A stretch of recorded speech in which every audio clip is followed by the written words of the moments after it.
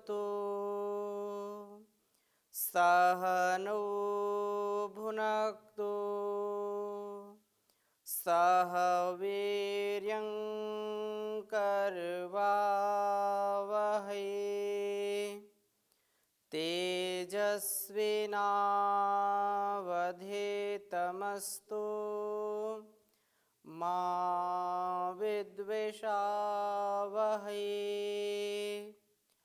ओम शांति शांति शांति। वैदिक जीवन पद्धति की इस कक्षा में पुनः आप सभी का हार्दिक स्वागत है, अभिनंदन है। संसार में धर्म, अर्थ, काम और मोक्ष, जिनको पुरुषार्थ चतुष्टय के नाम से हम जानते हैं,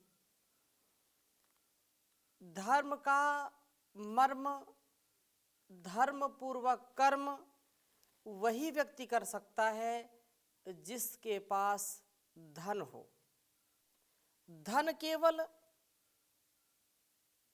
रुपए हो, पैसे हो, सोना हो, चांदी हो, हीरे हो, जवाहरात हो, केवल यही धन नहीं है। इस धन की भी महती आवश्यकता होती है और इसके साथ साथ ज्ञान रूपी जो धन है, जो हमारे आचरण का, हमारे चरित्र का धन है, जो व्यवहारिक धन है, जिसके जीवन में धन धन होता है उसका जीवन धन्य हो जाता है।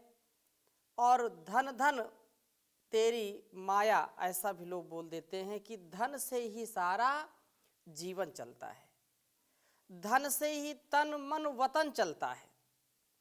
इसलिए जितना हम ऐश्वर्यशाली होंगे, अंदर के ऐश्वर्य से परिपूर्ण होंगे और बाहर के ऐश्वर्य से परिपूर्ण होंगे, उतनी उतनी हमारी उन्नति होती रहेगी। बाहर का ऐश्वर्य खूब है, बाहर की संपदा धन बहुत है, लेकिन अंदर का धन नहीं है। अंदर से हम बिल्कुल खोखले हैं, कंगाल हैं, तो बाहर का धन हमको कभी भी सुख नहीं दे सकता है। इसलिए बाहर का भी धन और अंदर का भी धन जो देने वाला है वह परमपिता परमेश्वर है। उसकी हम सदा सर्वदा स्तुति, प्रार्थना, उपासना करें। हम ऋग्वेद के प्रथम मंडल के 96वें सूक्त का स्वाध्याय कर रहे थे और अंत के कुछ मंत्रों को हमने लिया था, जहाँ पर धन की बात कही थी। अन्न धन हो, शरीर का धन हो, बल का धन हो, ज्ञान का धन हो, क्योंकि वह द्रविणोदा है, वो द्रविण देने वाला है, वो ज्ञान देने वाला है। ऐसी ज्ञान की शक्ति से हम संपन्न होकर के सदा सर्वदा उन्नति करते रहें, यह सबसे बड़ी बात है। और आज हम स्वाध्याय करेंगे 97वें सूक्त के पहले मंत्र से हम स्वाध्याय आरंभ करते हैं और बहुत ही सुंदर चर्चा की है कि वास्तव में पवित्र धन ही हमारे जीवन में समाधान बन सकता है। अगर बेईमानी का कमाया हुआ है, पाप से कमाया हुआ धन है, तो समाधान नहीं, व्यवधान ही व्यवधान खड़ा करता है हमारे जीवन में, और हमारा जीवन कभी सुखमय बन नहीं सकता, नहीं पाता है। मैं पहले लिख देता हूं इस वेद मंत्र को, फिर आगे चर्चा करूंगा आपके समक्ष। ओम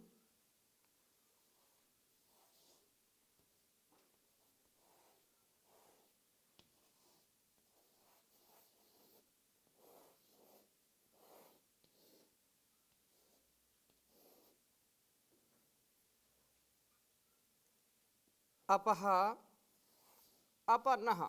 ओम अपनः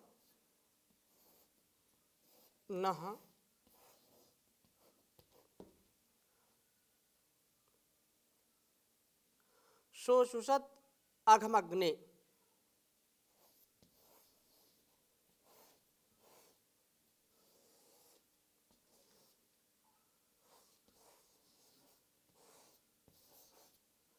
शोषुषत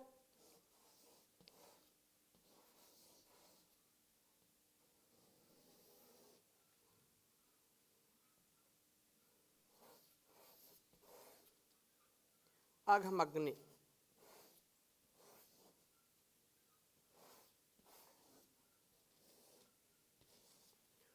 शोषुषत अघमग्नि सुषुध्या रयिम।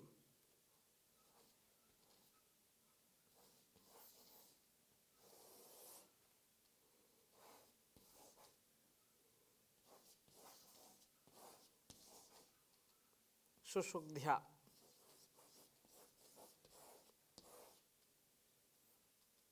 रयिम।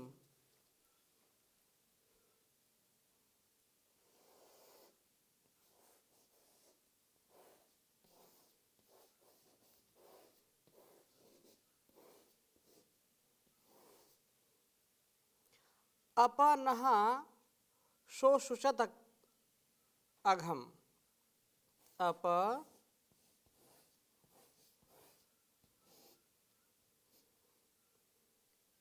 अपनः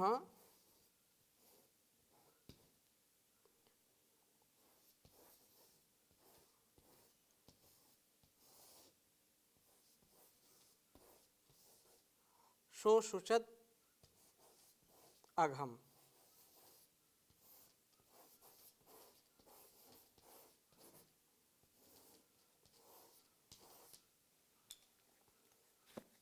उच्चारण करेंगे। ओम अपनः शोषुषत अघम अग्ने सुषुध्या रयिम। अपनः शोषुषत अघम। ओम अपनः शोषुषत अघम अग्ने सुषुध्या रयिम।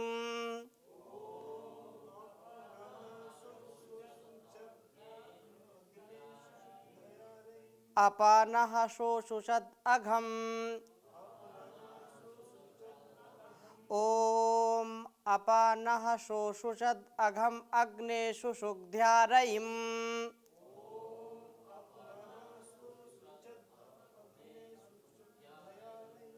अपनः शोषुषत अघम।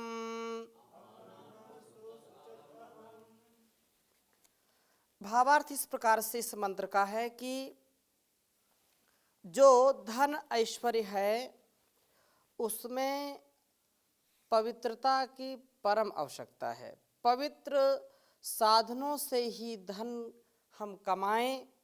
अपवित्र साधनों से धन हमारे पास आएगा तो जीवन में विकार उत्पन्न करेगा।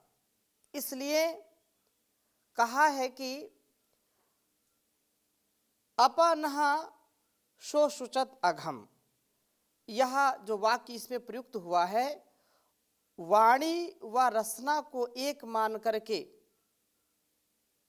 हमारी जो इंद्रियां हैं कितनी हैं? 5 कर्मेंद्रियां और 5 ज्ञानेंद्रियां, जिनमें बोलना और रसना चखना यदि इनको एक कर दिया जाए तो कितने हो गए? 9 हो गए। 2 है ना, एक से हम वाणी से बोलते भी हैं और चखने का भी काम करते हैं, रसना स्वाद लेते हैं कि नहीं लेते? तो दोनों को एक कर दिया जाए तो 9 होती हैं। और 9 इंद्रियां, हमारी इन 9 की 9 इंद्रियों से पाप नहीं होना चाहिए। अब तक जो पाप इनमें रहता था अब इनसे दूर होकर के शोक संतप्त होकर के नष्ट हो जाए। हमारी इंद्रियों के पाप नष्ट हो जाएं, हम इंद्रिय जित बने, इंद्रियों पर विजय प्राप्त करने वाले हों। अब तक जो हुआ सो हुआ, बीत गई सो बीत गई, आगे की सुध लें। समय बीत पुण्य का पछताने का, वर्षा जब कृषि सुखाने। अब हम जाग जाएं, जब जागें तभी सवेरा। पहले क्या हुआ? सर्प निकल गया, लाठी पीटने से कोई लाभ मिलेगा क्या? नहीं मिलेगा। तो जो अतीत था वो क्या हो गया, व्यतीत हो गया, और भविष्यत अनागत है, वर्तमान हमारा निर्दोष है। इसलिए इस अवस्था में, इस आयु में, इस जीवन में, इस काल में, इस हाल में हम अपने आप को शुद्ध बुद्ध बना लें, अपने जीवन को निर्मलता से, पवित्रता से, शुचिता से, कृतज्ञता से, नम्रता से परिपूर्ण कर लें। इस प्रकार से न हमसे होने वाला जो अघम, अघ बोलते हैं पाप को, हमसे जो होने वाला पाप अघम अपा दूर हो करके सुशुचत, शोषुचत ठहरने का स्थान न रहने से शोक संतप्त होकर के नष्ट हो जाए, उसको कहीं अवकाश ना मिले। This is very important point, बहुत अनिवार्य यहां पर इस बिंदु पर ध्यान देने की बात है। क्या है कि हम इंद्रियों पर विजय प्राप्त करना चाहते हैं, एक इंद्रिय पर हो सकता है व्यक्ति विजय प्राप्त कर ले, वो पाप जाकर के दूसरी इंद्रियों को फिर परेशान करता है। कोई रूप का आकर्षण मन में रखता है और कालांतर में हो सकता है कि रूप उसके लिए कोई माने ना रखे, उस सब के लिए वो बराबर हो जाए, उसका उस सुंदर रूप में कोई आकर्षण ना हो, लेकिन दूसरे में वो फंस जाता है, रसना में। उसकी एक कमजोरी है, बोले ये सब तो, इसमें सब अच्छाइयां हैं लेकिन एक बुराई है, कान का कच्चा है। कान का कच्चा मतलब क्या है कि शब्द जो सुन करके तुरंत वो भड़क जाता है, किसी ने कुछ भी कह दिया और उसका दिमाग तुरंत अस्थिर हो जाता है। तो इंद्रियों पर, एक एक इंद्रियों पर, हमारी जो इंद्रियां हैं उन सब में पाप को ठहरने का कोई अवसर नहीं मिलना चाहिए। किसी भी इंद्रिय से हम कमजोर ना हो, किसी भी इंद्रिय में पाप से हम सने ना हो। एक एक, अच्छा कितना भी बड़ा घड़ा हो, कितना सुंदर हो, कितना कीमती घड़ा हो, और उसमें हमने जल भर दिया, बोले बहुत सुंदर है, 1 लाख का ये घड़ा है, हीरे जवाहरात से जड़ा है, ऐसा घड़ा देखने में बहुत सुंदर है, लेकिन एक स्थान पर उसमें बाल जैसा सुराख है और उसमें से एक एक बूंद पानी गिर रहा है, तो उस घड़े की कोई कीमत है क्या? घड़ा तो पानी भरने के लिए होता है, शोभा के लिए अलग है कि भाई शोभा के लिए रखा, वो बात अलग है, लेकिन अमृत आप भर दीजिए, दूध भर दीजिए उसमें, और वो बूंद बूंद करके सारा बह जाए तो घड़े की कोई कीमत है क्या जी? कोई कीमत नहीं है। इसलिए इस शरीर में परम पिता परमेश्वर के द्वारा बनाई गई, परम पिता परमेश्वर प्रदत्त इस व्यवस्था में जो 5 ज्ञानेंद्रियां, 5 कर्मेंद्रियां हैं, इनको हम पापों से रहित करें, निर्मूल कर दें, इनके पाप के भावों को नष्ट कर दें। नष्ट कब करेंगे? जब इनको ठहरने का अवकाश नहीं देंगे, एक स्थान से हटाएंगे, दूसरे स्थान पर जाकर के रुक जाएंगे। रसना पर नियंत्रण किया तो नासिका ने हद कर दी, नासिका पर नियंत्रण किया तो कानों ने, कानों का नियंत्रण हुआ तो अलग अलग इंद्रियों का ये विषय जो चलता रहता है, ये हमको पापगामी बना देता है, नरकगामी बना देता है, हमको अधोगति को प्राप्त करा देता है। इसलिए बहुत सुंदर ये प्रार्थना कही है कि हम न हमसे होने वाला अघम पाप अप दूर होकर के शोषुचत, ठहरने का स्थान ना पाने के कारण नष्ट हो जाता है वो। इसलिए लोग बोलते हैं कि थोड़ा सा खड़े होने का स्थान भर मिल जाए, खड़े होने का स्थान मिल गया तो फिर क्या करते हैं? बैठने का स्थान बना लेंगे, और बैठने का स्थान मिल गया तो लेटने का स्थान बना लेंगे, और लेटने का स्थान मिल गया तो फिर तुम्हारी खैर नहीं, अब यहां चले जाओ। अक्सर हम सभी लोक में ही जो यात्रा करते हैं समझ में आती ही बातें, रेल यात्रा जब करते हैं और कहीं जनरल वाली जो है बोगी में या उसमें आप चले गए, उस डिब्बे में चले गए, तो बहुत भीड़ होती है। अब जहां पर जो बैठा है, ठसम ठस गाड़ी भरी है, अब बैठा है तो उठ नहीं सकता। अब किसी ने दया करके किसी को बिठा लिया, जरा सा बैठा पहले, फिर थोड़ा सा और खिसकेगा। अब बेचारे संकोच में उसने बिठाया तो और खिसक जाएगा, और खिसकेगा, फिर और खिसकेगा। पहले जहां पर बैठने का स्थान नहीं था, खड़ा खड़ा ही इधर उधर जो है धक्के खा रहा था, दया करके बिठा दिया तो उसको स्थान मिल गया, तो अब उस पर कब्जा जमाना शुरू कर देता है।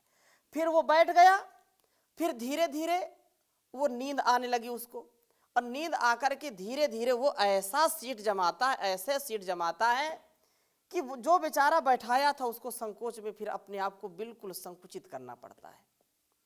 इसलिए ये तो उदाहरण मैंने बताया कि यदि हम उसको खड़े होने का अवसर देते हैं, इसका तात्पर्य ये नहीं कि हम किसी के ऊपर दया ना करें, केवल समझने के लिए उदाहरण मैंने दिया है कि पापों को यदि खड़ा होने का आपने अवसर दिया तो जरूर बैठ जाएंगे, और बैठ जाएंगे तो लेट जाएंगे, लेट जाएंगे तो सारा आधिपत्य उनका हो जाएगा, कब्जा वो कर लेंगे। इसलिए क्या करना है? इसलिए वेद मंत्र कहता है शो शुचत, ठहरने का स्थान ही मत दीजिए, न अपनी नासिका, रूप रस गंध शब्द स्पर्श आदि जो भी विषय हैं उन विषयों पर नियंत्रण पाने के लिए उनके षड्यंत्रों को हमको समझना चाहिए, और वहां बिल्कुल हमको ईमानदारी से इंद्रिय संयम करना चाहिए। इसलिए कहा है कि इसके लिए हे अग्नि प्रभो, आप रहीम हमारे से शोक संताप को नष्ट कर दीजिए। इसके लिए अग्नि रहीम, यह जो शोक संताप है वह हमारे द्वारा नष्ट हो जाए, और धनों को आशु शुद्धि ही सब प्रकार से शुद्ध कीजिए, सभी प्रकार के धनों को शुद्ध कर दीजिए। आप पवित्र हैं जो, उनको पवित्र कर दीजिए। हमारा धन सुपथ से कमाया जाकर के प्रकाशमय ही हो, वस्तुतः शुद्ध मार्ग से ही धन कमाना है। इस वृत्ति के आते ही पाप समाप्त हो जाते हैं। अन्याय से धन कमाने की वृत्ति के मूल में लोभ होता है, और लोभा पापस्य कारणम, लोभ से कमाया हुआ धन पाप का कारण बनता है। इसलिए लोभ और मोह से बचना चाहिए। लोभ कभी नहीं हमको करना चाहिए, जिससे लोभ की प्रवृत्ति हमारे अंदर आती है वह कार्य ही नहीं करना चाहिए। और शोक की बात कही है तो शोको नाशयते धैर्यम, शोको नाशयते ध्रुवम, शोको नाशयति सर्वम, नास्ति शोक समो रिपुः। शोक से बढ़कर के कोई हमारा शत्रु नहीं है, इसलिए शोक से हमको बचना चाहिए। हमारे अंदर शोक नहीं होना चाहिए। और शोक कब नहीं होगा? जब हम अपने जीवन को शुचिता से, पवित्रता से, ईमानदारी से जी सकते हैं, तभी ये हो सकता है, नहीं तो हो नहीं सकता। तो शुद्ध मार्ग से हम धन को कमाने वाले हों, और हे प्रभु, आपकी जो दया है, आपकी जो कृपा है, उसको हम पा करके हमारे इस लोभ को दूर करके धन को पवित्र कर दीजिए। हम आपको जब पाते हैं, आपकी शरणागति हमको मिलती है, तो हमारे अंदर का लोभ नष्ट हो जाता है, और लोभ नष्ट होने से न हमारा यह सब अघम पाप अप हमसे दूर हो करके शोषुचत, शोक संताप को पा करके नष्ट हो जाए। हम पवित्र साधनों से ही धन कमाएं ताकि पाप नष्ट हो जाए। पापों से हमको अपने जीवन को बचाना है, पाप की प्रवृत्ति से बचना है। पाप यदि हमारे जीवन में आता है तो हम निश्चित रूप से अपने जीवन को दोषी बना लेते हैं। हम अपने जीवन में ग्लानि को और दुख को सहन करते हैं, यह हमारे लिए अत्यंत हानिकारक है। हम सदा उत्थान के लिए उद्यानम ते पुरुष नावयानम। वेद कहता है कि अय मनुष्य, परमात्मा की ये वाणी है कि मैं तुझे किसके लिए बनाया हूं? ऊपर उठने के लिए। उद्यानम ते पुरुष नावयानम, सदा सर्वदा तुम ऊपर उठने का प्रयास करो। और ऊपर उठने के लिए क्या करना पड़ता है? पुरुषार्थ करना पड़ता है। सच्चाई से, ईमानदारी से यदि हमको धन कमाना है तो उसके लिए क्या करना पड़ेगा? पुरुषार्थ करना पड़ेगा। पुरुषार्थ से ही सारा संसार चलता है, इसलिए पुरुषार्थ के बिना कोई कार्य होता नहीं है। पुरुषार्थ से ही हम सब जीवन को जीते हैं और इस प्रकार से जीवन को जीते हैं जो संसार को भी सुंदर पवित्र बना देता है।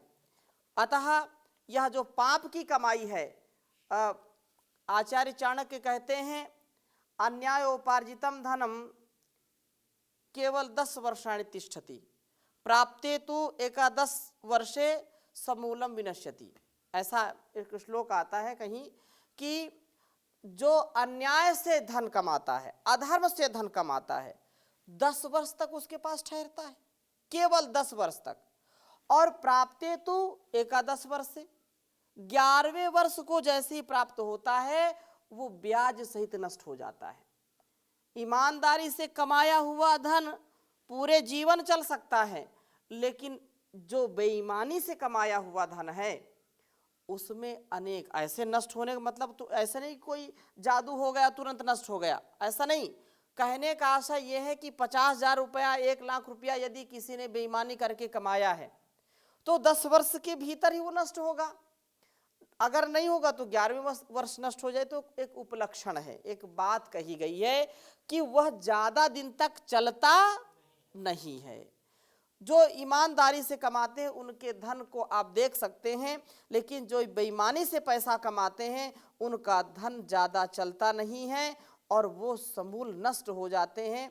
अतः धन की कमाई में भी बहुत हमको ध्यान रखना चाहिए, पाप का है कि पुण्य का है, इस पर जरूर हमको ध्यान रखना चाहिए, क्योंकि पाप से पतन अवश्यंभावी है। पाप पात कात पतनम ध्रुवम, जो पाप से युक्त होता है उसको पतन से कोई माई कलाल बचा नहीं सकता है, वो बचेगा ही नहीं। वो बात अलग है कि लोग अलग अलग बातें करते हैं, लेकिन सच्चाई यही है कि एक बार पाप व्यक्ति कर ले उसको कभी भी सुख शांति नहीं मिलती, चाहे अकेले में हो, मेले में हो, झमेले में हो, उसको दुख मिलेगा ही मिलेगा। मन ही मन वो कभी भी आत्म विजयी नहीं बन सकता, आत्मविजेता नहीं बन सकता है। इसलिए बहुत सुंदर बात कही है कि पाप वास्तव में क्या है। वाल्मीकि रामायण का बहुत सुंदर श्लोक है, कायेन कुरुते पापम मनसा संप्रधारे चा अनृतम जिह्वा चाह त्रिविधम कर्म पातकम। ये जो पाप की कमाई है, पाप जो कर्म है, उसमें कहा पाप से अर्थात पाप करने का जो विचारना, सोचना, शरीर से पाप करना, ये मन का पाप क्या है कि मन से हम कुछ भी अनर्थ या जो हमारे विचार करने के योग्य नहीं है, गलत गलत कुत्सित विचारों को हम मन में लाते हैं, ये भी क्या है? पाप है, ये मन का पाप है।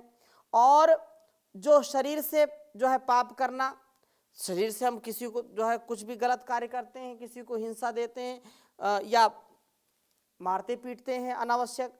एवं चा और जीवा से असत्य भाषण करना, ये 3 प्रकार के कर्म हैं पाप करने के लिए और इनसे बचने का उपाय हमको करना चाहिए।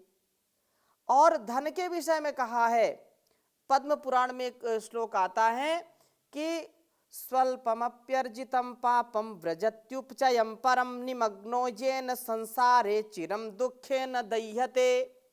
थोड़ा सा कमाया हुआ पाप भी बहुत अधिक बढ़ जाता है, जिससे संसार में डूबा हुआ प्राणी बहुत समय तक दुख से जलता रहता है। बोलते हैं डूबते को तिनके का सहारा। और यदि नाव बहुत अच्छी है और तिनका जैसा उसमें कहीं सुराख हो गया, बाल जैसा, तो नैया क्या हो जाएगी? डूब जाएगी। तो पाप चाहे छोटा हो या बड़ा हो, वो इतना थोड़ा सा काफी है। जहर चाहे एक बूंद हो और चाहे एक गिलास तो जहर है। इसलिए हमको इस पाप से बचना चाहिए। पाप हमारे लिए बहुत घातक है। गलत कार्यों को न करें, अच्छे सच्चे कार्यों में निरत रहें। तो इन्हीं शुभकामनाओं के साथ आज की कक्षा को यहीं पर विराम देते हैं। शेष चर्चा अगली कक्षा में नए मंत्र के साथ करेंगे। ओम शांति शांति शांति।